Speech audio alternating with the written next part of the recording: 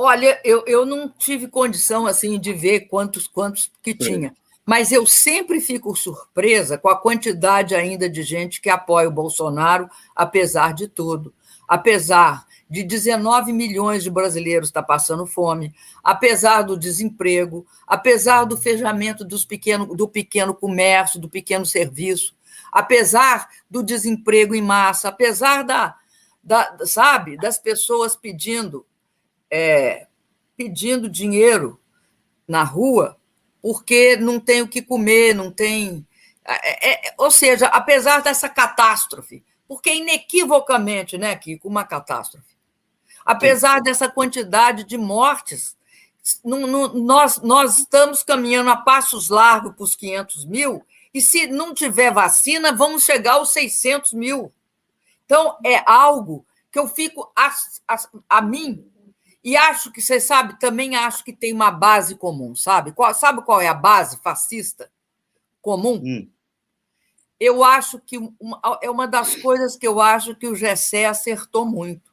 Quando o Gessé fala que a base comum do fascismo brasileiro é o ódio ao escravo, que se transmuta, no momento atual, no ódio.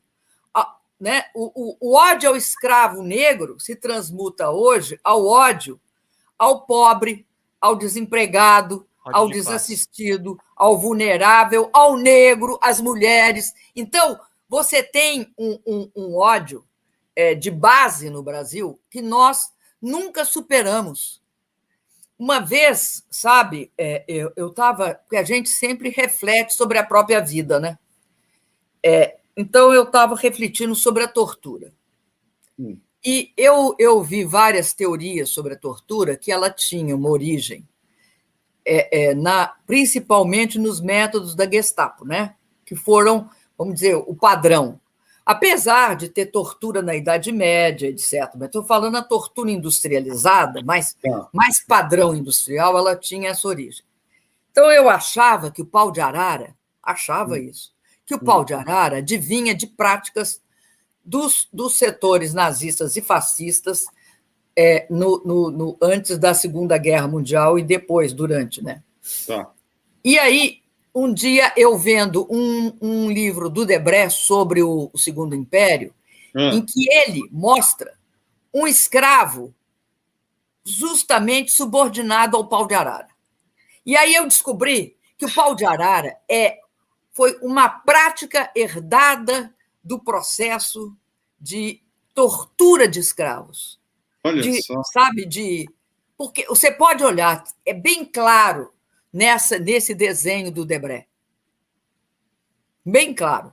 É essa origem. Então, tem nós temos uma origem que vem, eu acho, muito forte dos 300 anos de escravidão, tanto quando você pensa no seu próprio povo, que é um povo negro, integrado por pretos, pardos, né? É um povo miscigenado, preto com índio e com branco, mas, sobretudo, com uma dominância da raça, da etnia negra, dos pretos e pardos, sobretudo. Aí você vê o seguinte: isso é do povo. E a elite? Qual é a consequência da elite? A consequência da elite é essa que eu estou dizendo: é o ódio ao escravo. É ela que perpassa Aí, ó, essa daí. É justamente. É mesmo. É o próprio. Você está colocando a própria representação. Perfeito. Mas então, e você tem uma coisa no Brasil que é estarrecedora. Se você olhar os Estados Unidos, houve processos no Norte que tinham interesse na educação do povo, mas, mesmo assim, segregaram os negros. Sim. Mas você tem a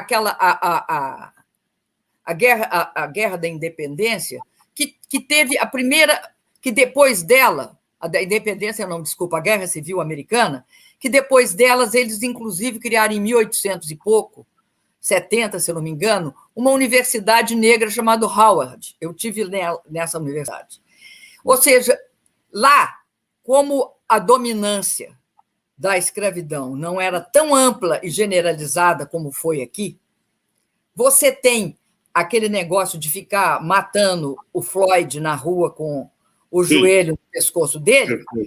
Uhum. E aqui nós temos isso, além disso, né? Além de jacarezinhos da vida, nós temos outras coisas. Nós temos o ódio embutido nas relações sociais, o desprezo pelo povo brasileiro, a desimportância que sempre deram à educação, a desimportância que sempre deram à saúde.